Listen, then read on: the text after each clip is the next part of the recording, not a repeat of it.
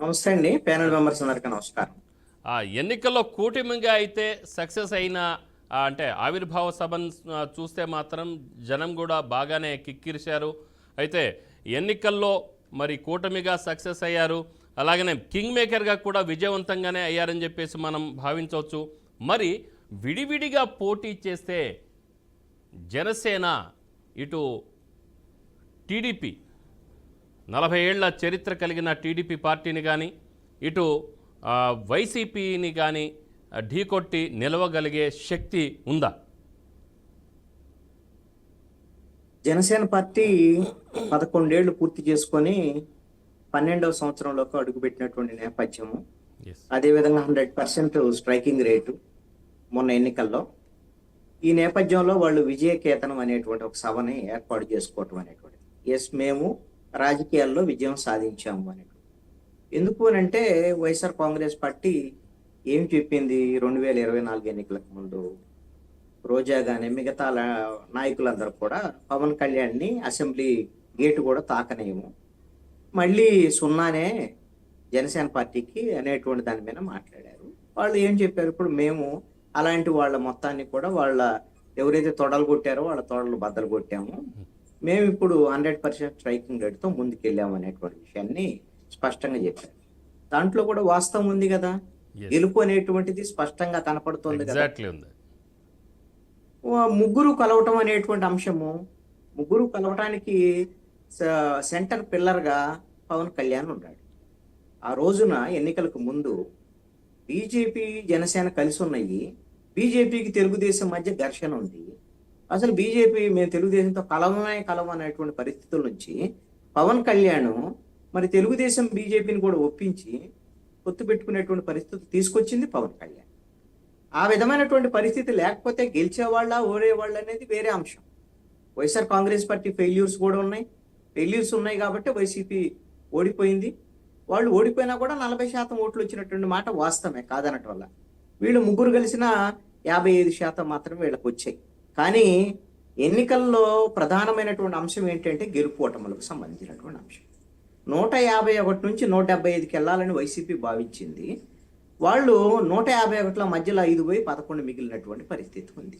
కాబట్టి ఇప్పుడు వైసీపీ ప్రజాక్షేత్రంలో ఫెయిల్ అయింది. ఎంతవరకు వైసీపీ అంగీకరించాలి? ప్రజాక్షేత్రంలో జనసేన పార్టీ గెలిచింది, ఇది కూడా వైసీపీ అంగీకరించాలి. అదేవిధంగా పవన్ కళ్యాణ్ చెప్పినటువంటి అంశం ఏంటంటే మేము నిలవటమే కాదు, 4 దశాబ్దాల చరిత్ర కలిగినటువంటి తెలుగుదేశం పార్టీని కూడా నిలబెట్టామని చెప్పారు. ఇది తెలుగుదేశం పార్టీ వాళ్ళు ఒకసారి వాళ్ళు ఆలోచించుకోవాల్సినటువంటి అంశం. ఇది చాలా పెద్ద మాట అండి, ఎందుకంటే ఇదేం తిట్టు కాదు, నెగిటివ్ మాట అనేటువంటి ఇక్కడ పాయింట్ కాదు. అంటే 4 దశాబ్దాలు కలిగినటువంటి చరిత్ర కలిగినటువంటి తెలుగుదేశం పార్టీని మేము నిలబెట్టాం అనేటువంటి విషయాన్ని పవన్ కళ్యాణ్ స్పష్టంగా చెప్పారు. ఇంతకుముందు ఈ వారంలో నాదెండ్ల మనోహర్ ఒక స్పష్టమైనటువంటి ప్రకటన చేశారు కాకినాడలోనే. ఈ విధమైనటువంటి ఈ విజయకేతనం సభకు సంబంధించినటువంటి సమావేశాలు జరిగేటువంటి సందర్భంలో చంద్రబాబు నాయుడు ఎలా ముఖ్యమంత్రి అయ్యాడు, పవన్ కళ్యాణ్ వల్ల ముఖ్యమంత్రి అయ్యాడు. ఇప్పుడు తెలుగుదేశం పార్టీ కూటమిలో అధికారంలోకి వచ్చిందనంటే జనసేన పార్టీ వల్లే అని చాలా స్పష్టంగా చెప్పారు. ఆ విధమైనటువంటి నాదెండ్ల మనోహర్ చెప్పినటువంటి దానికి స్పష్టంగా ఒత్తాసు పలుకుతూ దాన్ని మా వల్లే ఈ కూటమి గెలిచింది అనేటువంటి విషయం, తెలుగుదేశం పార్టీ కూడా పూర్తిగా దెబ్బతిన్నటువంటి పరిస్థితుల్లో మేమే నిలబెట్టాము అనేటువంటి విషయాన్ని పవన్ కళ్యాణ్ చెప్పారు. ఇది తెలుగుదేశం పార్టీ కూడా అంగీకరించింది.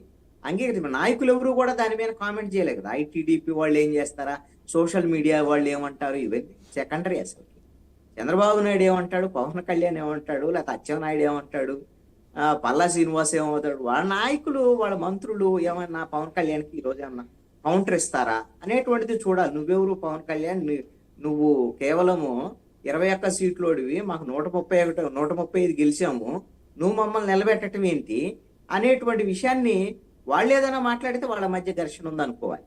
వాళ్ళేం మాట్లాడేటువంటి అవకాశం ఉంటుందని నేను అనుకోవటం లేదు. పవన్ కళ్యాణ్కి ఎదురు మాట్లాడేటువంటి పరిస్థితిలో తెలుగుదేశం పార్టీ నాయకత్వం లేదు. కానీ తెలుగుదేశం పార్టీ కేడర్ అయితే మాత్రము పవన్ కళ్యాణ్ మీద తీవ్రమైనటువంటి ఆగ్రహావేశాలతో ఉంది. పవన్ కళ్యాణ్ మీదే కాదు, తెలుగుదేశం పార్టీ కేడరు చంద్రబాబు నాయుడు మీద ఆగ్రహావేశాలతో ఉంది.